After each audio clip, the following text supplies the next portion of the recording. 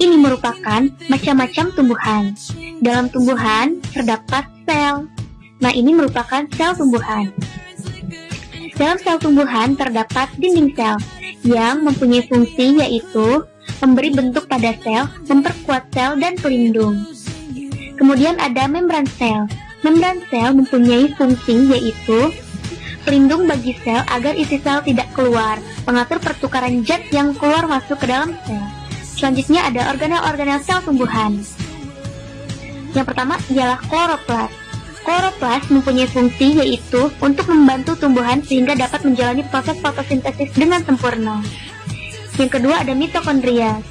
Mitokondria mempunyai fungsi yaitu sebagai tempat respirasi dan pembentukan ATP sebagai sumber energi. Selanjutnya yang ketiga badan Golgi. Badan Golgi mempunyai fungsi yaitu mengangkut zat kimia ke dalam dan keluar sel setelah lemak dan protein disintesis oleh RE. Badan Golgi mengubah dan mempersiapkannya untuk keluar sel. Selanjutnya yaitu RE halus dan RE kasar. RE atau retikulum endoplasma mempunyai fungsi penghubung dan pengangkutan struktur steroid, protein, dan glikogen dan senyawa lainnya. Nah, selanjutnya ada nukleus. Nukleus mempunyai fungsi yaitu mengkoordinasikan proses metabolisme. Selanjutnya ada nukleolus. Nukleolus mempunyai fungsi yaitu untuk memproduksi dan merakit subunit yang membentuk ribosom.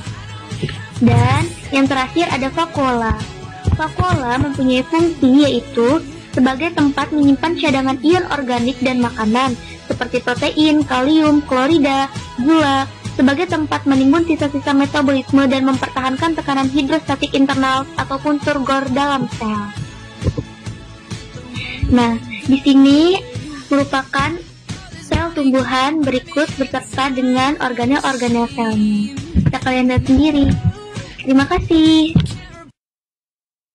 Sel hewan mempunyai membran plasma yang menyelubungi organelnya. Membran plasma merupakan batas kehidupan antara kehidupan di dalam sel dan di luar sel. Terdapat inti sel yang mengendalikan proses berlangsungnya metabolisme di dalam sel dan menyimpan informasi genetik gen dalam bentuk DNA. Sel ini dibatasi oleh membran inti yang berguna untuk pertukaran materi antara nukleoplasma dengan sitoplasma. Retikulum endoplasma atau RE tersusun dari kantung pipih dan tabung dua lapis membran yang meluas dan menutupi sebagian besar sitoplasma. Ada dua macam RE, yaitu RE kasar bergranula. RE kasar memiliki bintik-bintik di permukaannya. Bintik tersebut adalah ribosom. RE kasar berfungsi sebagai tempat sintesis protein yang akan ditempatkan di membran sel dan di luar sel. RE halus tidak memiliki ribosom pada permukaannya, berfungsi sebagai tempat sintesis lipid, metabolisme karbohidrat, dan detoksifikasi obat-obatan. Kemudian badan Golgi. Badan Golgi merupakan kantung pipih bertumpuk yang tersusun dari ukuran besar hingga ukuran kecil dan terikat membran. Badan Golgi berfungsi untuk memproses protein dan molekul lain yang akan dibawa keluar sel atau ke membran sel. Kemudian lisosom. Lisosom merupakan vesikel membran berkantung yang mengandung enzim-enzim hidrolitik yang bekerja pada kondisi asam. Lisosom berfungsi untuk mencerna makromolekul secara intraseluler dan merusak sel-sel asing. Lalu, mitokondria. Mitokondria merupakan organel bermembran rangkap, terdiri dari membran luar dan membran dalam. Membran luar berfungsi sebagai pembatas antara bagian dalam mitokondria dan sitoplasma. Kemudian membran dalam mitokondria yang berlekuk-lekuk atau kristal berguna untuk memperluas permukaan. Lalu, sentriol. Sentriol merupakan sepasang struktur seperti silinder yang memiliki lubang di tengah dan tersusun dari protein mikrotubulus. Sentriol berperan untuk mengatur pembelahan sel hewan dan mengatur pemisahan kromosom selama pembelahan sel. Terakhir, ribosom. Ribosom merupakan granula atau bintik-bintik di sekitaran sitoplasma di dalam sel. Fungsinya sebagai tempat sintesis protein. Apabila ada kesalahpahaman baik itu verbal atau visual, kami mohon maaf. Salam hormat.